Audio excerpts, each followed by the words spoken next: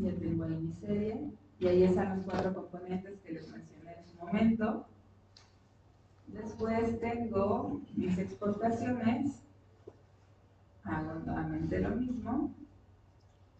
Ajuste estacional por el mismo método de descomposición. Si ustedes mezclan métodos de descomposición, sí se las está ajustando, pero de cierta manera pues es como estar metiendo gatos de todos los colores en una bolsa, ¿no? Entonces sí son gatos, pero son de distintos colores y eso nos va a generar problemas para la estimación. ¿Ok? Entonces ya está nuestra serie desestacionalizada. Ahora, para quitar, bueno, pueden dejar toda esta información, pero lo que yo les sugiero pues es que quiten todo lo que no les es útil, para que no tengan tanta basura, por llamarlo de alguna manera, dentro de su base y que no les genere confusión. Si estuvieran haciendo esto, van a seleccionar sus variables, clic derecho y le van a dar delete, ¿sale? Y ahí se van esas variables que no me son útiles. Ahora sí vamos a transformar. Voy a generar los logaritmos del tipo de cambio a través de esta instrucción, que va a ser igual a log de C, pero de mi serie desestacionalizada. ¿Ok? Ahí la tienen, ya nos dio una nueva variable que es el ETC. Voy a hacer lo mismo, aquí únicamente estoy sustituyendo, no le estoy modificando gran cosa, solamente estoy sustituyendo la variable de interés por la variable desestacionalizada. Y ya tengo mis 3 series, ¿no? El logaritmo, tipo de cambio, importaciones y LTC, LTM y LTX, bueno, y exportación. Esta también la puedo renombrar, tampoco hay problema. Si tuvieran ese error que yo tuve, pues nada más le ponemos rename y le quitamos la T. Ah, no, esta sí estaba bien. La DLTM, le pongo rename y solamente le quito la M. Le doy a aceptar, ya me la corrigió. Y lo mismo para exportaciones. Aquí un software, generalmente lo vamos a aprender pues cuando nos equivocamos, ¿no? Cuando nos equivocamos es cuando hay que hacer correcciones y hay que ver cómo lo podemos corregir. Entonces ya tenemos las variables. Ahora sí, ya están las variables. ¿Qué hago? Una vez que están, ¿qué tenemos que generar en ese bar? La DOMI, ¿ok? ¿Y cómo generaba la DOMI? Bueno, acuérdense, la DOMI la vamos a generar porque cuando graficamos vimos que había un problema ahí, en un periodo en donde todos coincidían. Y por eso es que ahorita la vamos a generar. Previamente tendríamos que haber hecho DOM va a ser igual a 0. Ahí la tenemos. ¿Y en qué periodo tendría que haber cambiado la DOM? ¿2000 qué? Habíamos dicho 2008 en el trimestre 10, ¿cierto? Ahí está. Entonces aquí le voy a dar en la parte superior Edit para que se active la edición. Le cambio el 0 por el 1. Nuevamente le vuelvo a dar Edit. Ya se quedó guardada esta instrucción. Y le doy cerrar. Y ahora sí está modificada mi DOMI. Ok, ya tenemos la DOMI. ¿Y ahora qué seguiría? A ver, Javi. Recuérdanos un poquito.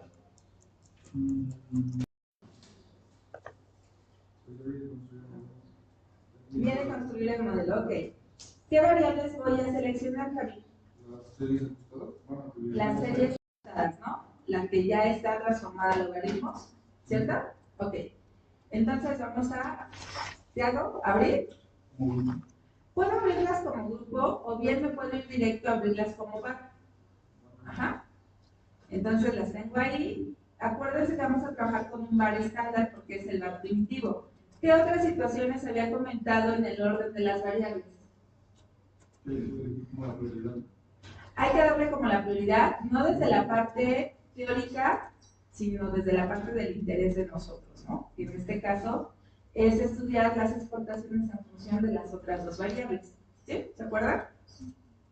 Aquí le vamos a meter la variable exógena. Sí, la domino. No, todavía no. Porque este modelo, acuérdense que es un modelo que solamente queremos utilizar para ver el número de rezagos óptimos. ¿Ok? Entonces aquí todavía no vamos a integrarle la DOMI, ni le vamos a modificar los rezagos. Solamente es un modelo que nos es utilitario posteriormente para el VAR. Ahí tenemos cuántas ecuaciones. Acuérdense que el VAR es un sistema de ecuaciones que está ahí porque todavía no lo han borrado. Entonces, ese VAR, ¿con cuántas ecuaciones está compuesto? Ese vector autorregresivo. 238. No, esas son las observaciones que se incluyeron. A ver, si fuera un examen, ¿qué contestarían? Viendo las líneas, ustedes van a hacer examen por modelo que hagamos. A ver, entonces, ¿cuántas ecuaciones tengo ahí? ¿Y con cuántos rezagos? Ahí está la respuesta. Ahí está. Al final, cada ecuación forma parte del vector. Entonces, ese vector está compuesto por ¿cuántas ecuaciones? 3. Por 3 ecuaciones. La ecuación de las exportaciones, la ecuación de las importaciones y la ecuación del tipo de cambio. ¿Sí? Y la ecuación, y cada una de esas ecuaciones está regresada contra el resto de variables. Fíjense, aquí tenemos a la variable dependiente, la parte de las filas, y en la primera columna tenemos a todas nuestras variables independientes. Exportaciones regresadas 2 periodos, importaciones 2 periodos y tipo de cambio 2 periodos, ¿no? Y aquí habíamos dicho que si tuviéramos que tomar este modelo o esto como un modelo válido, de estos 3 modelos, ¿cuál elegirían ustedes? ¿Qué ven con estas cerras cuadradas?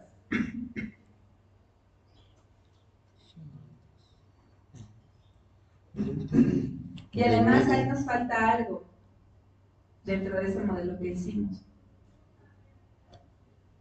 ¿El segundo? Algo que es clave para el modelo VAR. El análisis gráfico. ¿No? Ustedes tienen su modelo hecho, ¿no? Ya declarado. Ok, ¿qué forma me voy a regresar al estimate? En las variables endógenas, ¿cuál es la estructura que les indiqué en esa clase? Lo que importa más. Las diferencias. Acuérdense que este modelo hay que meterlo en diferencias. ¿Sale? Muy bien, Alison. Entonces, tenemos las diferencias de todas nuestras variables. Ahí hay que irle dando el espacio entre variables para que no lo tome como si fuera una multiplicación o algo por el estilo.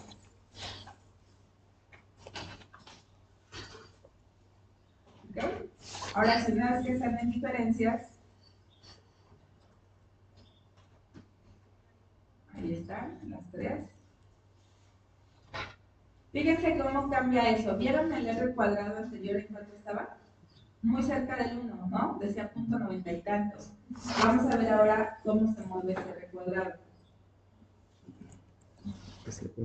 Cambia. Porque si nosotros lo metiéramos solamente con logaritmos, la mejor ecuación, que según el otro modelo nos daba, era el del tipo de cambio. Pero una vez que le generamos las diferencias, según esto, la ecuación que yo podría elegir es la de importaciones, porque es la que presenta el R cuadrado más alto. ¿Sí? ¿Estamos bien? ¿Y qué otro criterio ustedes tomarían en consideración para decir qué modelo es mejor de los 3?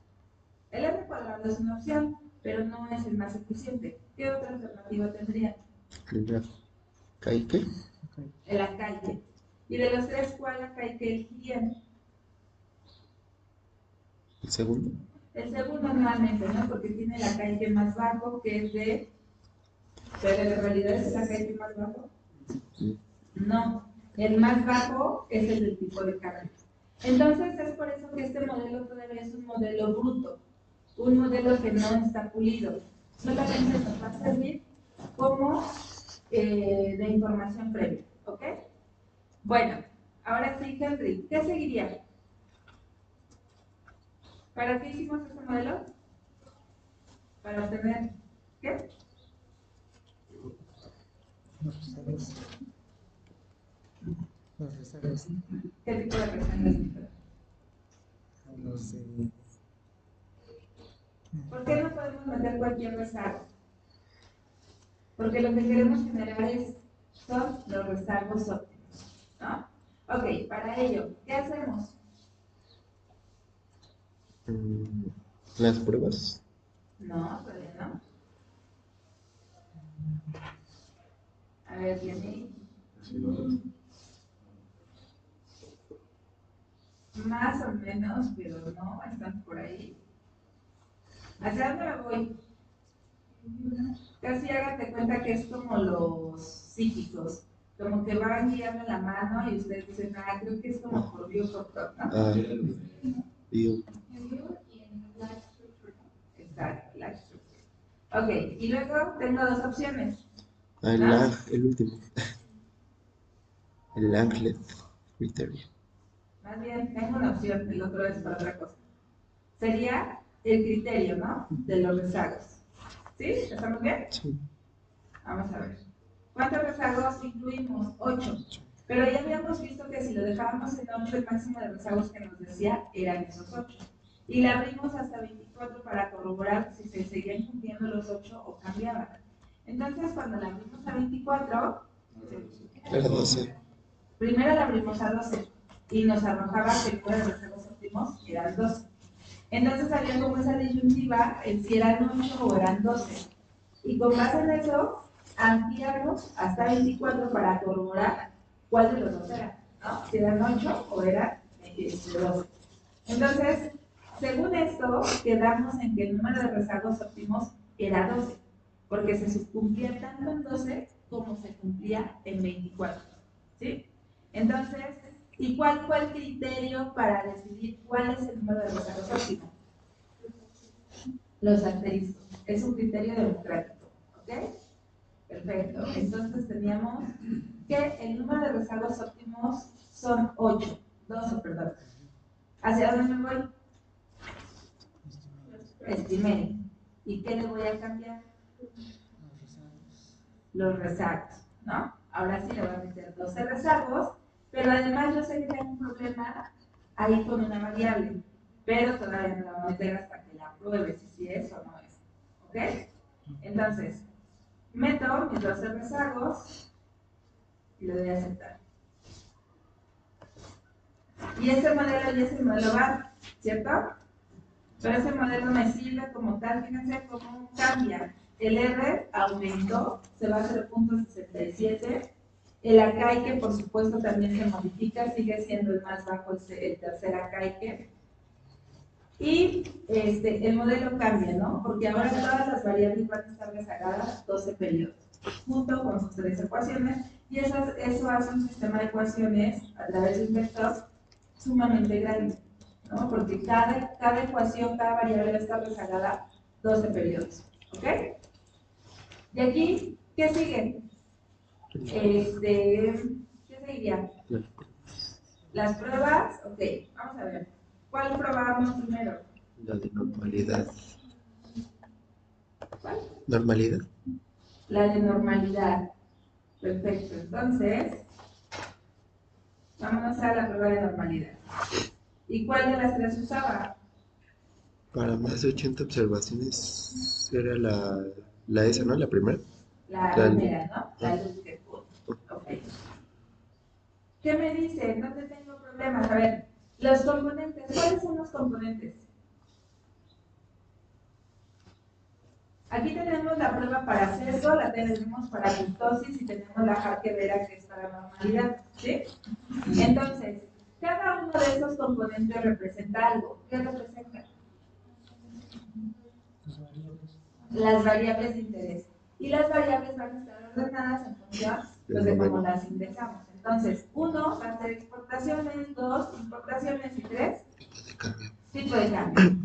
Y ya vemos que tenemos el problema en tipo de cambio, tanto en sesgo como en kurtosis, y en consecuencia, pues lo vamos a tener también en la Harker-Vega. De aquí, ¿hacia dónde nos vamos? ¿De corrección? No. Primero tenemos que corregir este problema. ¿Cómo vamos a ver en dónde está el problema? Nos vamos a ir a residuos, ¿ok?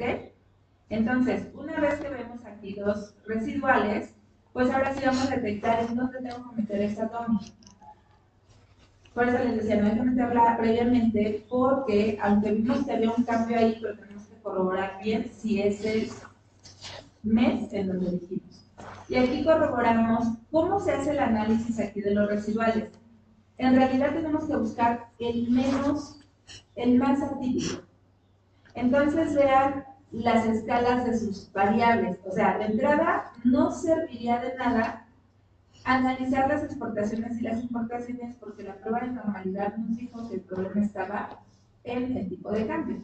Y es precisamente a la variable que nos vamos a ir, al tipo de cambio. Y ahora tendríamos que visualizar cuál es la observación más atípica. En este caso, la que tiene más problema, pues es precisamente 2008-2010. Y esto sí ya nos da elementos para ingresar la variable DOMI. ¿Ok?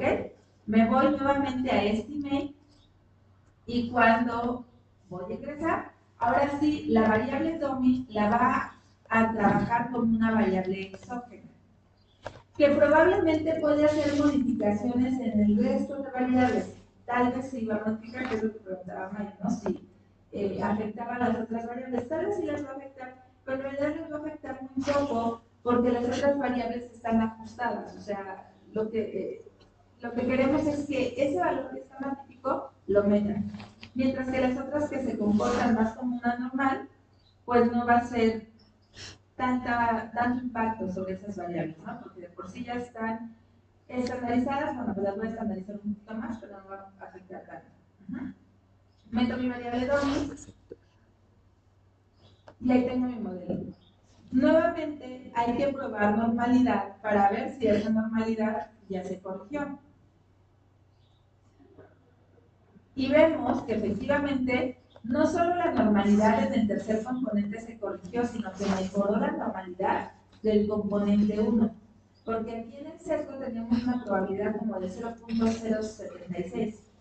Aquí ya mejoró esa probabilidad y pues en el resto de los otros componentes también. Pasa la de sesgo, pasa la de kurtosis. Aquí sí sería importante que tomaran nota que las que van a ser significativas, es decir, que ya no voy a tener sesgo, es cuando mi probabilidad es mayor al 0.05. Ya no voy a tener kurtosis cuando la probabilidad es mayor al 0.05 y voy a tener normalidad cuando la probabilidad también es mayor al 0.05. ¿Ok? Y bueno, aquí pues ya somos muy felices porque nuestro modelito ya pasó las pruebas, al menos la de normalidad. ¿Qué otra seguiría ahí?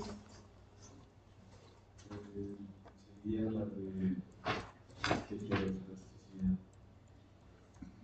Ok, heteroelasticidad o correlación. ¿No? Vamos a ver heteroelasticidad, así en el orden que tú lo dices. Vamos a utilizar, nuevamente nos vamos a prueba de residuales y la prueba de heteroelasticidad sin términos cruzados. ¿Y qué tenemos ahí? ¿Cuál fue nuestro criterio de decisión? Hipótesis nula, hipótesis alternativa y criterio de decisión. Hipótesis nula, hay homoscedasticidad. Y el criterio de decisión es que si es menor a 0.05, se rechaza la nula, ¿no? ¿Cierto, no? Ajá. Entonces, ¿ahí qué tengo? ¿Homoscedasticidad o no homoscedasticidad? No homoscedasticidad, por lo tanto tengo pues un problema de heterocedasticidad, ¿no? Ok, ahí tengo ya un problemita que vamos a ver cómo corregimos en su momento. Y vámonos a la prueba de correlación. Voy a View, nuevamente pruebas residuales y No, aquí está, ¿no? La correlación a través del multiplicador de Lagrange, ¿sí? Y le decimos, pues, los residuales que nos está sugiriendo, y entonces vamos a ver nuestras probabilidades. Aquí las probabilidades las vamos a ver de manera residual a residual. Básicamente, la mayoría de los residuales pasa la prueba, son superiores al 0.05. El único que no lo pasa es el primero y el cuarto, ¿no? Están por debajo de ese valor. Pero dado que la mayoría está, podemos decir que es una serie que no tiene tanta correlación serial. ¿Ok? ¿Vamos bien? ¿Qué pruebita nos falta? Entonces tenemos un problema ahí de heteroscedasticidad, sí, bastante marcado. ¿Qué prueba nos falta? Si alguien me preguntaba, ¿por qué no se hace primero y se ve si se puede hacer el modelo y ya? Las pruebas de raíz. No, de De estabilidad. La prueba de estabilidad. Ok. ¿Cómo sacamos la prueba de estabilidad, Javi? Porque tú fuiste el que preguntó eso.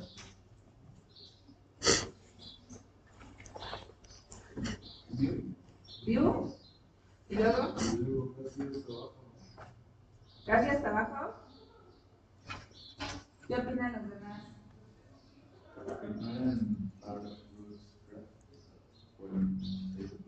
Aquí, ¿no?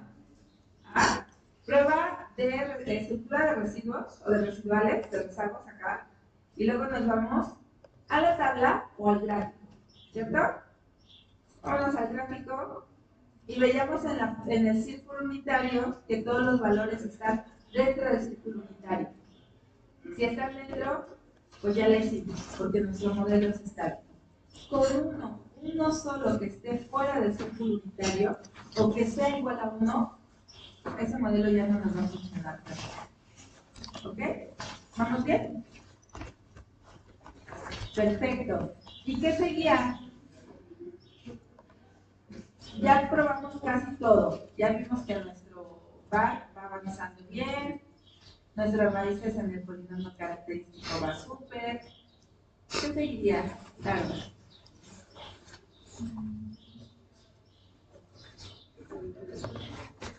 ¿No nos enfermó, José? No, es del frío. Es el frío. Es que hay personas que nos antoja demasiado la nariz. Sí. Es el impulso de respuesta. Impulso de respuesta, ok. ¿Qué hacemos? A ver, fíjense, ¿qué es lo que les va a indicar el impulso de respuesta? Esto sí anótenlo para que sepan en realidad cuál es el uso del VAR. Si no queda como un poco corto, ¿no? El impulso de respuesta, bueno, ya ahorita que José se explica. Ya. Ok. Nos indica la respuesta dinámica de la variable dependiente en el sistema VAR ante choques en los términos de error de todas las variables endógenas, excluyendo los efectos de las variables que expresamos como exógenas.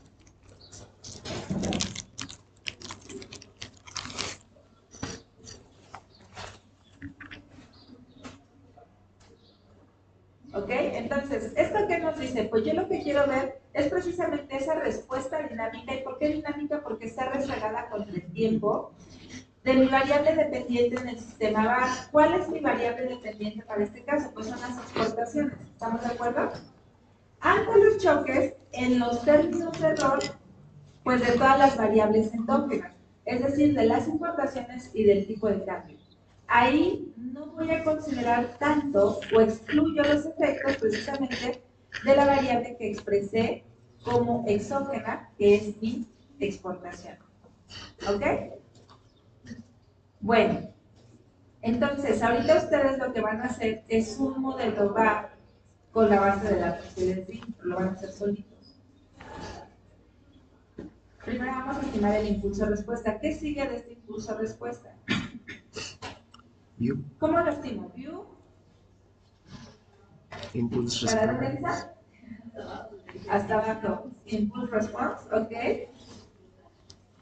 ¿Y ahí qué tenía yo que verificar?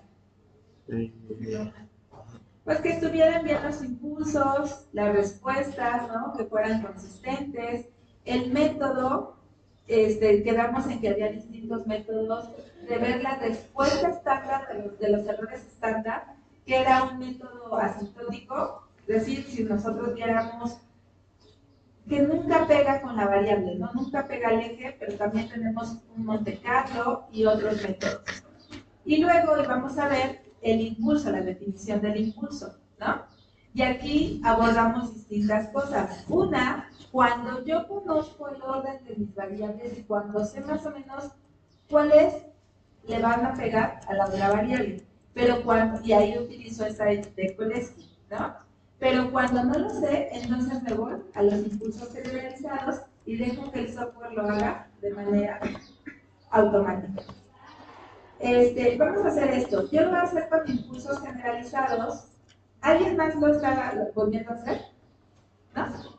Ustedes entonces lo tienen con impulsos generalizados, que es como se quedó la clase pasada. Lo voy a hacer ahora con Kolesky, para ver si nuestros valores son iguales o cambian o en qué medida cambian. ¿Sale? Le doy a aceptar. Y ahí tengo mis impulsos a través de un gráfico. Yo sé que se ve muy poquito. Voy a ver si lo puedo guardar esto. No. A ver si lo puedo maximizar para que sea mejor. Ahí está. Bueno, pero ahora tendríamos que ir uno a uno, ¿no? Entonces, ¿qué quedamos? Las exportaciones con las exportaciones. ¿Eso qué nos va a decir? Nada, ¿no? A ver, ¿qué nos dice? Se mantiene por arriba o por abajo. Exacto. En todas las salidas, si nuestras bandas se mantienen por arriba o por abajo, tendríamos una respuesta de tipo permanente, ¿no? Pero si tienen este comportamiento que sube, baja, es decir, que en algún periodo se mantienen por debajo y luego responden de manera positiva y luego negativa, son respuestas temporales, ¿sí? Eso es lo primero que habíamos dicho. La otra situación.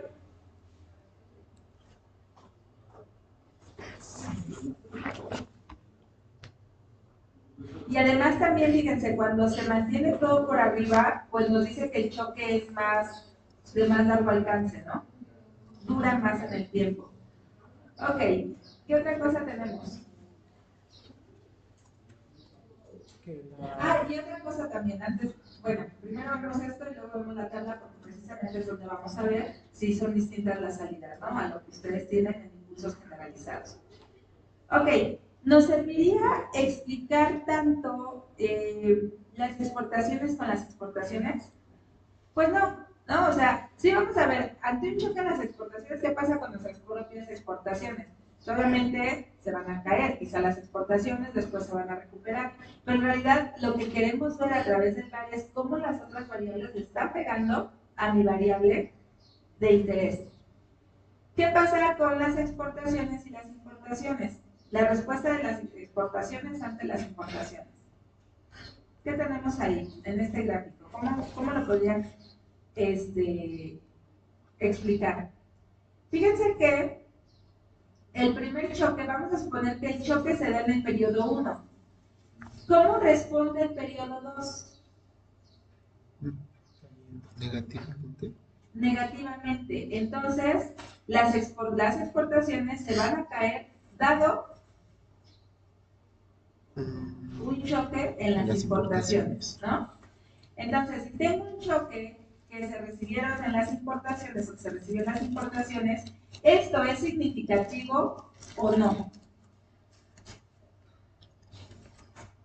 Está justo Sí, en el límite. en la línea. O sea, no pasa por arriba, pero está por debajo, así muy poquito, y ahí sería que es significativo.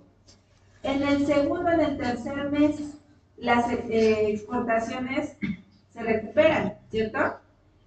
Pero ¿son significativas ¿es significativa esa recuperación? Pues podemos decir que casi, porque está también en el límite. al menos en la mía. La de ustedes también, sí. no, ustedes la tienen con impulsos generalizados. Pero aquí casi se recupera.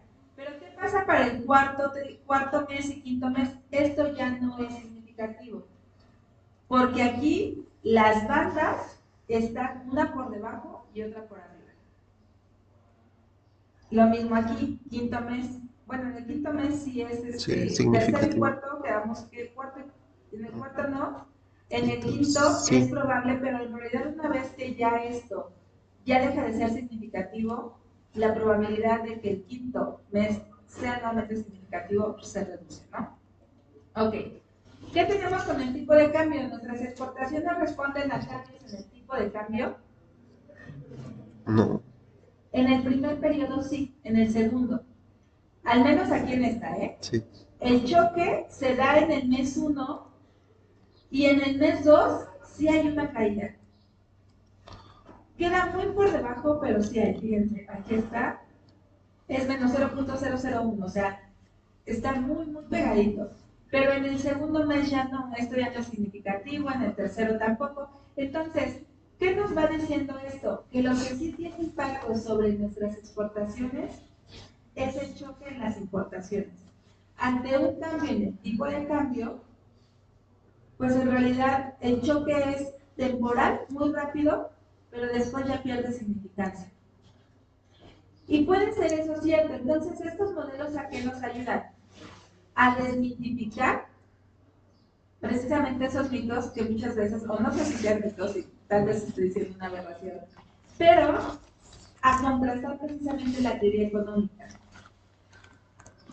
No olviden que son situaciones particulares, es de economía mexicana, tal vez para otro país sería una situación distinta. Sí se podría cumplir mucho. Y también tenemos que tener presente ese contexto. Nuestras exportaciones están muy ligadas a las importaciones estadounidenses. Pero el comercio entre las dos naciones no para. O sea, sí se frena en algún momento, pero el comercio sigue siendo muy, muy activo. Ahora, aquí lo que podríamos ver es que el tipo de cambio, cuando tenemos una caída en el tipo de cambio o un aumento en el tipo de cambio, pues entonces nuestras exportaciones también van a tener un efecto o van a sufrir una consecuencia. En especial cuando nuestro tipo de cambio se aprecia, ¿no? Cuando el tipo de cambio se aprecia, tenemos una situación contraproducente. Pero ¿qué pasa? Entonces, para eso que acabamos de decir, tendríamos que contrastar las importaciones con el tipo de cambio. Porque nuestra estructura exportadora depende mucho de los insumos que importamos para fabricar nuestras exportaciones. Entonces también tendríamos que contrastar y corroborar cómo se comportan las importaciones ante el tipo de cambio. Y vemos el mismo efecto que en el caso de las exportaciones. Bueno, ok, entonces, acuérdense, esto es lo básico. Hay que analizar si son significativos, si son choques temporales o son choques permanentes. Aquí, por ejemplo, las importaciones con las exportaciones. A ver, en la parte de arriba, ¿qué estoy explicando acá y qué estoy explicando acá? Presúmanme su PG6. No, y José ya está su topo con entonces, a ver. Arriba, ¿qué estoy explicando, José? ¿Qué me dice esto? A la respuesta de las exportaciones respecto a las importaciones. A ver, Alisa, ¿nos confirma? A ver, Eli. No sé, sería cómo relacionan, bueno, primero, cómo relacionan las exportaciones contra las importaciones. ¿Y en la de abajo? Las importaciones respecto a las exportaciones. Exacto, es importante eso. Fíjense, podría parecer que es lo mismo, pero en realidad sí hay un cambio importante. Entonces, aquí es la respuesta de las exportaciones con las importaciones. Y aquí es la respuesta de las importaciones con las exportaciones. Entonces, ¿qué reacciona más fuerte? ¿Las exportaciones con las importaciones o las importaciones con las exportaciones? Las importaciones con las expo. Esta, ¿no? Esta su reacción es más fuerte. La caída es más marcada, pero también la recuperación es más marcada. Acá no la visualizamos tanto. Mientras que acá, o sea, sí se prolonga durante el tercer mes, cuarto mes, No, esto menos sí es primero significativo. negativo. La variación es más constante. Un cambio positivo ¿Sí? de las exportaciones. Se caen las Ok, importaciones. y bueno, vamos a ver el tipo de cambio. ¿Qué tenemos con el tipo de cambio? ¿Quién reacciona más? Respuesta al tipo de cambio con exportaciones y respuesta al tipo de cambio con importaciones. ¿En dónde pega más el tipo de cambio? Importaciones. En importaciones, ¿no? ¿Vamos bien? Ok. Vámonos entonces, esto no sirve, por supuesto que es muy útil, pero vamos a ver entonces, esto es el impulso-respuesta. Lo que queremos ver es, ante un impulso, ¿cómo responde? ¿Cómo es la dinámica? Eso es lo que nos muestran estos gráficos. Ahora, vamos a ver si esto es significativo. Bueno, ya vimos si es significativo o no, pero vamos a ver la descomposición de la varianza. ¿Hacia dónde nos vamos? View, y luego, ok, perfecto. Y nuevamente, ¿no? Yo le puedo poner a 10 periodos, inclusive le puedo modificar como es una serie mensual, yo quiero ver todo el año cómo se comporta, y pues ya, ¿no? Nada más hay que comprobar que esto está bien, el orden de Cholesky y el orden de la descomposición. Este es en donde yo voy a comprobar y contrastarlo con sus datos de ustedes, porque ustedes lo hicieron por, se me fue el nombre. Bueno, El ahora bien, generalizado. exacto. Entonces, ¿qué es lo que tenemos aquí? La descomposición de la varianza, ¿sale? ¿Qué nos dice esta descomposición de la varianza? Fíjense, aquí es la descomposición de la varianza de exportaciones, descomposición de la varianza de importaciones y descomposición de la varianza del tipo de cambio. ¿Qué podrían decir de esto, chicos? Habíamos dicho que la suma de cada uno de los rezagos nos va a dar 100, ¿sí? ¿Qué más?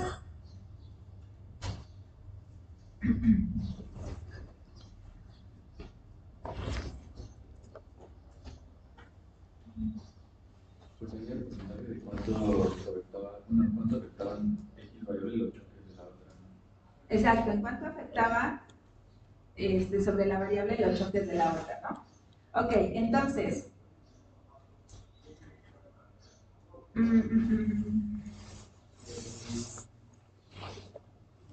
déjenme abrirla más.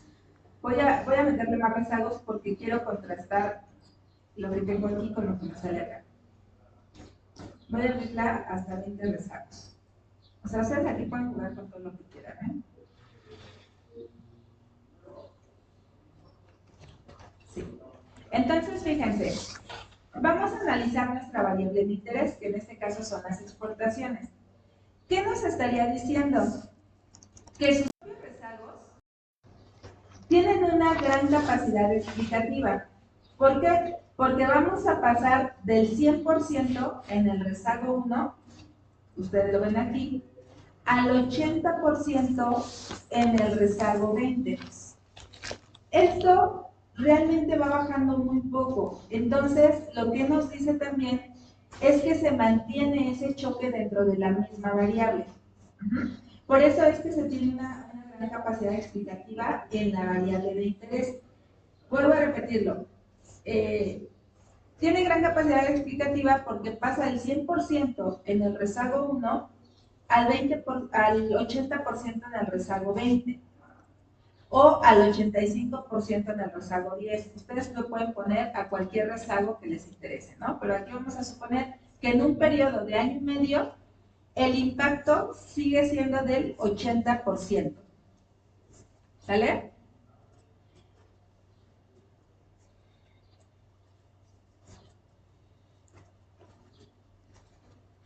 En esta misma ecuación, ¿cuál de las dos variables? Esta es sobre la misma variable que nos interesa. Pero respecto a las otras dos, ¿cuál tiene más impacto? ¿Importaciones o tipo de cambio? Tipo de cambio. Importaciones.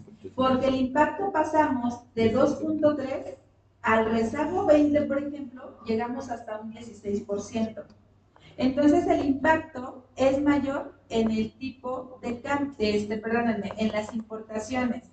El tipo de cambio en realidad tiene un impacto muy bajo, del 3.8%, 3%, en algunos periodos alcanza hasta el 4%.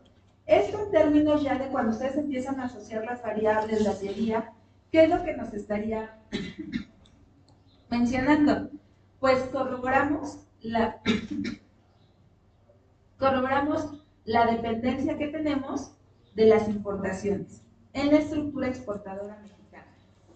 Ahí tal vez, Eric, si tuvieras algo relacionado a esto, tipo de cambio, exportaciones de autos, importaciones de insumos, o sea, yo creo que un par te podría servir mucho, porque podrías ver precisamente la dependencia que hay sobre los insumos importados, ¿no? Quizá también si alguien hubiera tenido un tema de manufactura, bueno, la gran cantidad de insumos que tú le metes a un refrigerador, a un televisor, pues también van a ser insumos importados, ¿no? Entonces, esto es lo que nos está diciendo. Y aquí pues observamos el bajo peso que tienen las exportaciones y las importaciones en el tipo de cambio. ¿Ok? ¿Vamos bien, chicos? Vamos a ver ahora las otras dos ecuaciones.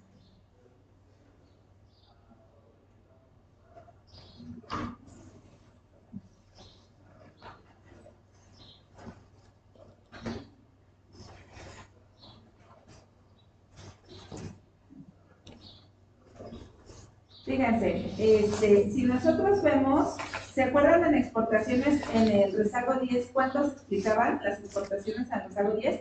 ¿Como el 86%, 85%? 85.5. 85. ¿Qué pasa ahora con las importaciones? Las importaciones, vámonos a la ecuación de importaciones, Casi el 40%. que sería la segunda y la segunda. ¿Qué nos enseñan las importaciones, por ejemplo? Las importaciones se explican por ellas mismas mucho menos que las exportaciones. Porque a diferencia de las exportaciones, déjenme subo tantito, es que estoy tomando de la lupa enorme que tenemos aquí. Así está. Nosotros empezamos en exportaciones con el 100%. Aquí en importaciones empezamos con un 40%.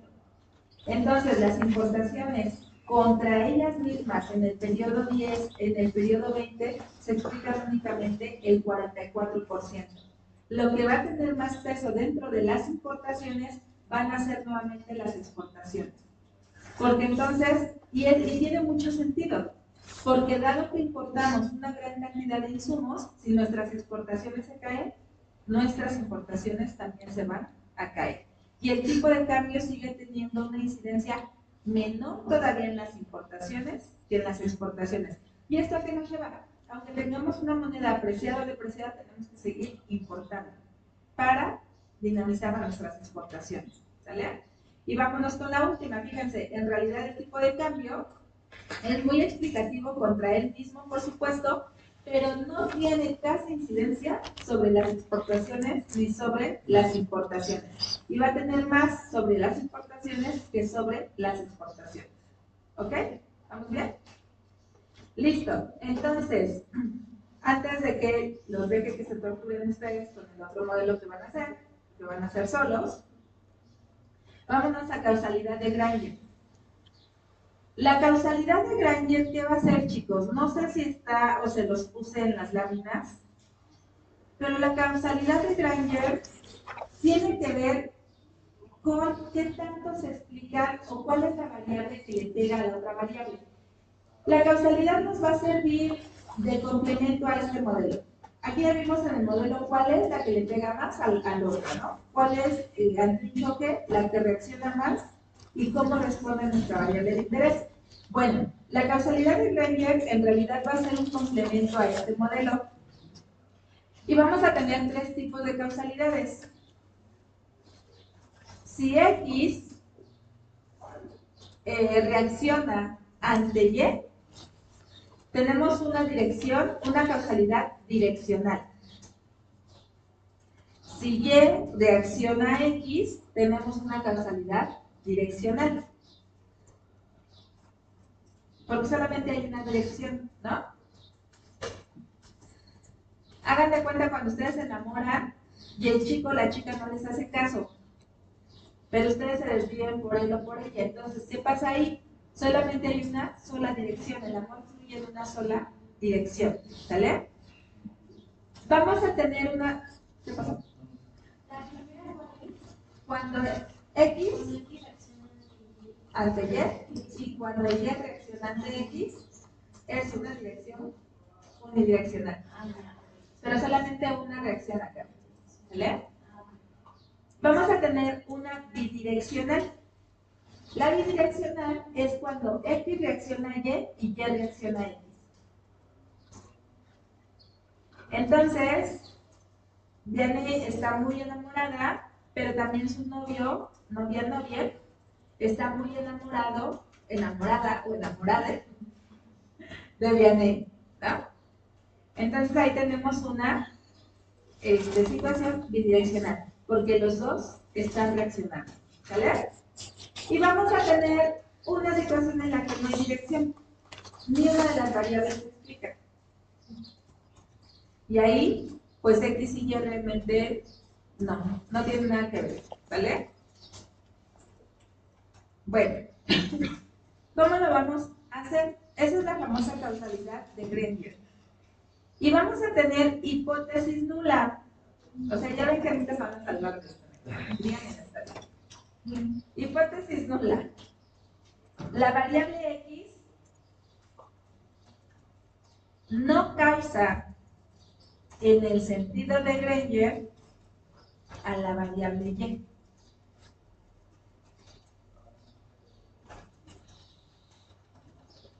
Hipótesis alternativa. La variable X sí causa en el sentido de Granger a la variable Y.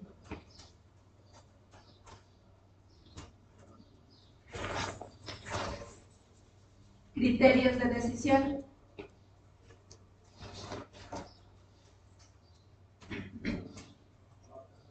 Si P valor es menor a 0.05, ¿qué pasa? Rechazamos la hipótesis nula. En consecuencia, X sí causa a Y.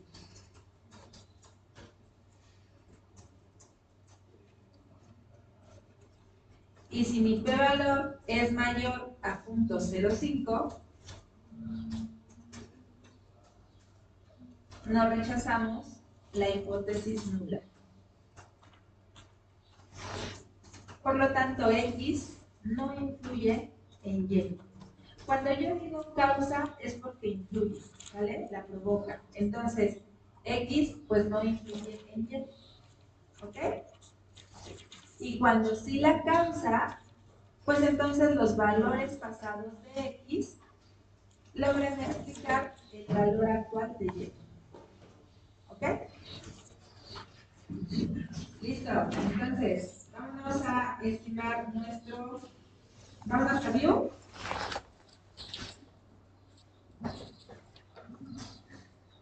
Y vámonos a una prueba que dice Cointegration Test. A ver si me está por aquí. Ay, no, aquí no está, espérenme. No, esto ya es cointegración de Johansen. A ver. ¿No voy a través del Gmail?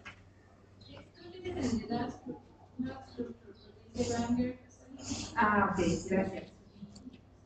Perfecto, gracias, Alison. Entonces me voy a View, estructura de rezagos y exacto.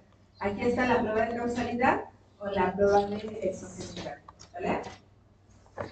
Ahí está. Gracias, Alison. Entonces, ¿qué tenemos? Fíjense que tenemos las dos probabilidades, ¿no? Y en este caso, pues es sencilla verlo, porque en realidad en la primera tenemos nuestra variable dependiente, que es X, bueno, las exportaciones.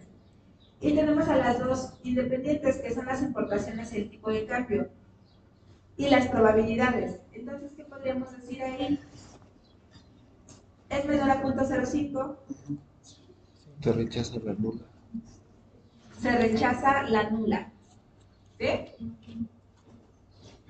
Y entonces, si rechazo la nula, La variable X se causa en el sentido de Granger a Y. entonces la variable X sí causa en el sentido de Granger a Y. Por lo tanto, las importaciones y el tipo de cambio sí van a tener influencia sobre mis exportaciones. ¿Ok? ¿Sí? Vámonos para las importaciones. Las importaciones, resulta que las exportaciones también causan en el sentido de Granger a las importaciones. También influyen sobre ellas. Pero el tipo de cambio no le va a hacer nada a las importaciones. ¿Ok? ¿Y qué pasa en el último? Pues el tipo de cambio sí tiene influencia sobre mis exportaciones y sobre mis importaciones. Sí influye en el comportamiento de ellas. ¿Sí? ¿Vamos bien? ¿Todo bien? Ok, perfectísimo. Y para finalizar vamos a hacer un pronóstico. ¿Dudas hasta aquí de esto? ¿Seguros? ¿También? ¿No? Vale, Silvana, pero Silvana no sé qué dice. Está en su mundo. Ok. Entonces, ¿vamos bien? ¿Sí? Perfecto. Vámonos entonces a hacer un pronóstico, chicos. Para el pronóstico, fíjense, aquí por eso no es algo como que les recomiende tanto, pero son herramientas que nos proporcionan para hacer el pronóstico. Porque si ustedes vieron, transformamos aquí a logaritmos, después a primeras diferencias, pero entre más modificada esté la variable, pues hacer un pronóstico es todavía más complicado. Pero lo que vamos a hacer para ello es que vamos a utilizar las variables de nivel. Ajá. Entonces, me voy a minimizar esto y voy a utilizar ahora las variables de nivel. En este caso, importaciones, tipo de cambio y exportaciones. Los voy a abrir nuevamente como un bar y voy a darle el orden previo que teníamos en el otro, porque pues lo que nos interesa más son nuestras exportaciones. Ahora, así como lo tenemos, simplemente le vamos a dar aceptar. Decimos que sí lo modifique. Y vamos a estimar el número de rezagos óptimos. ¿Ok? Fíjense, para hacer el pronóstico no es, digo, está mal. Desde mi perspectiva, yo no lo veo tan robusto porque no le hago tantas pruebas. Acuérdense que un modelo para que sea bueno, pues hay que tratar de sanar de todo lo que tiene. Pero bueno, es una alternativa que nos dan. Entonces nos vamos a View y voy a ver el número de rezagos óptimos. Nuevamente, vamos a abrirlo a 20, a ver cuántos rezagos nos da aquí con la variable nivel. Ay, caray, estoy empezando temor porque no sale ninguno. Y nos sale que el nivel, el número de rezagos óptimos son 17. Ajá, entonces, vamos a reestimar nuestro modelo, pero ahora con 17 rezagos. Reestimo el modelo y le cambio aquí a los 17 rezagos. Le doy a aceptar. Y me voy a ir en la pestaña superior al forecast. ¿Ok? Y nos da dos alternativas. ¿Qué es lo que quieres hacer? Un pronóstico dinámico o un pronóstico estático.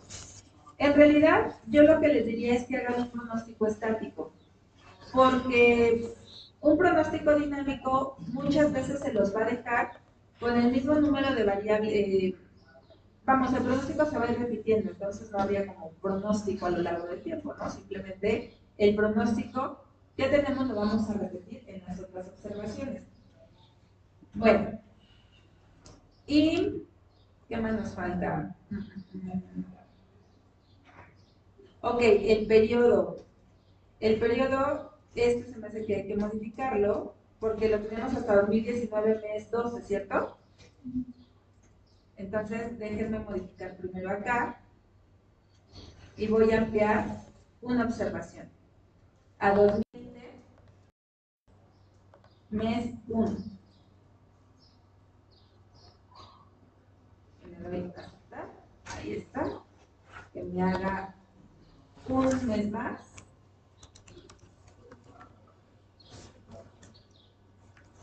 Y me voy nuevamente a mi modelo como está. En donde tengan el modelo. Fíjense cómo queda. A ver, chicos, no sé si estén hasta por acá.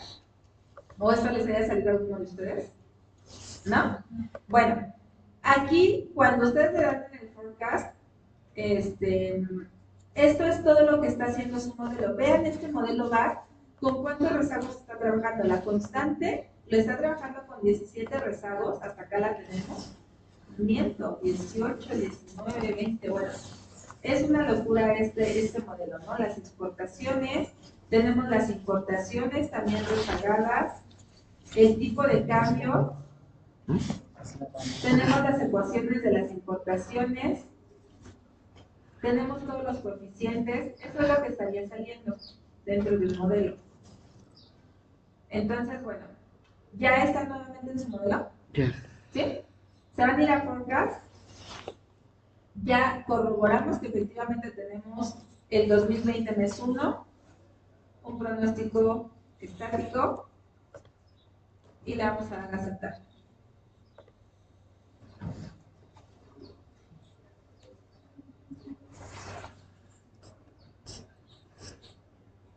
¿Qué tienen ahí? ¿Se acuerdan de eso?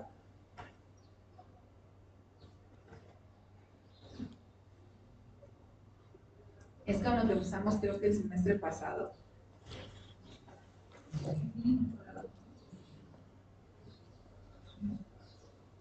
A ver, Lita.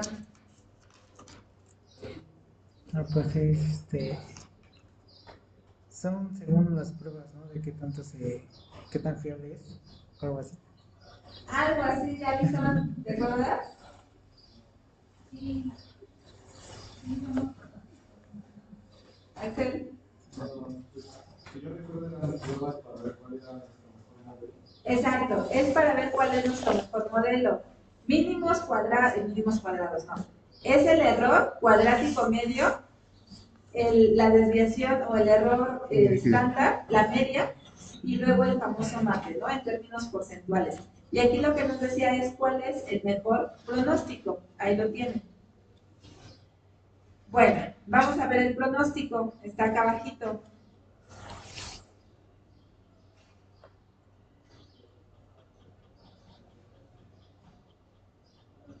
Ahí viene su gráfico de sus exportaciones. A ver si lo puedo hacer. No sé ni qué le tengo yo que hacer a esto. No, este sí lo voy a hacer con lupa. Le voy a quitar la lupa porque esa lupa está bien enorme. Es más, ya ni me sale la lupa si quiero.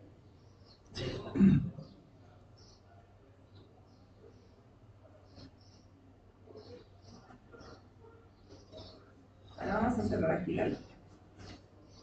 Ahí está. Entonces, aquí voy a tener mi pronóstico, chicos. Esto es el comportamiento de mis importaciones, por eso es MF. Cada variable se está pronosticando una observación, ¿no? Aquí tengo el tipo de cambio y aquí tengo mis exportaciones. Entonces, lo que me está diciendo es que para el último periodo estimado, y tiene sentido, porque siempre en cada enero las exportaciones se vienen para abajo. Aquí, mi pronóstico es que las exportaciones de 2020 mes 1 se van a caer. ¿Sí? ¿Todo lo ven? Aquí en la gráfica.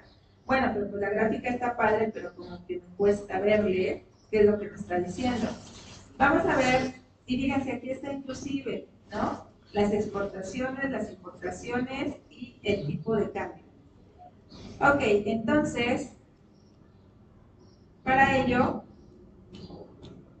me voy a abrir mi variable en nivel, importaciones contra importaciones pronosticadas tipo de cambio contra tipo de cambio pronosticado y exportaciones contra exportaciones pronosticadas. ¿Sí? Las abro como grupo y nos vamos en la parte inferior. Ahí está su pronóstico.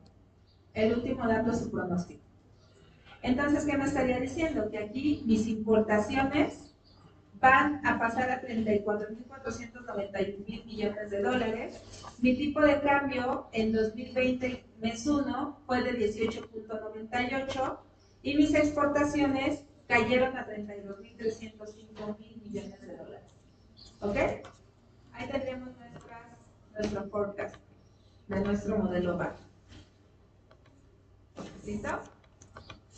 ¿Sí? Súper bien, me agrada eso. Entonces, antes de que empiecen a sufrir, vayan por un café, caminen un poquito, tomen un vasito de agua, no sé,